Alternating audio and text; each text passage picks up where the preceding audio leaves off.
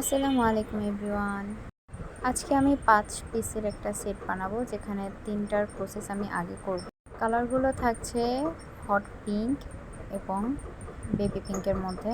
কাস্টমারের ডিমান্ড অনুযায়ী আমার এখানে রঙের পরিবর্তে গোটাপাতি ইউজ করার কথা ছিল, বাট আই হ্যাভ নো গোটাপাতি, যার জন্য আমি এটাকে রং দিয়েই আমি এই বেসটা করে ফেলেছি। আর এই বেবি পিঙ্কের মধ্যে আমি মাঝে মাঝে কিছু হাফ পার্ল দিয়ে দিচ্ছি। হাফ পার্ল দেওয়ার পরে এটার চারপাশে, এই হাফ পার্লের আশেপাশে আমি সিকোয়েন্সের পাতি ইউজ করব। আপনারা দেখতে পাচ্ছেন এখানে আমি B7000টা ইউজ করেছি।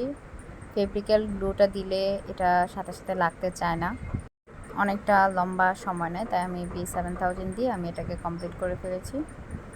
এরপর এটার মাঝে মাঝে আমি কিছু লাইন করে নিচ্ছি, লাইক পাতা পাতা থাকবে চারপাশে। এরপর লাইনের পাশে হচ্ছে আমি কুন্দনের স্টোন বসিয়ে নেব, যেটা পাতা শেপের থাকবে। এই তো আমার বেবি পিঙ্ক চুড়ি রেডি। এরপর আমি হট পিঙ্ক কালারের যে চুড়িটা ছিল সেটার চারপাশে এখন লেস লাগাবো। সুতোর যে লেসটা সেটা ইউজ করব, এরকম এটাকে ঢেকে দেব, কারণ কাস্টমার যেই রেফারেন্স পিকটা দিয়েছিল সেখানে হচ্ছে যে এই ডিজাইনটা করা ছিল, বাট মাঝে হচ্ছে গোটাপাতি ছিল, যেটা আমার কাছে অ্যাভেলেবেল ছিল না, তাই আমি রং দিয়ে আর এটা দিয়ে কাজ শেষ করেছি। আলহামদুলিল্লাহ বেশ সুন্দর হয়েছে, হোপসো কাস্টমারের পছন্দ হবে।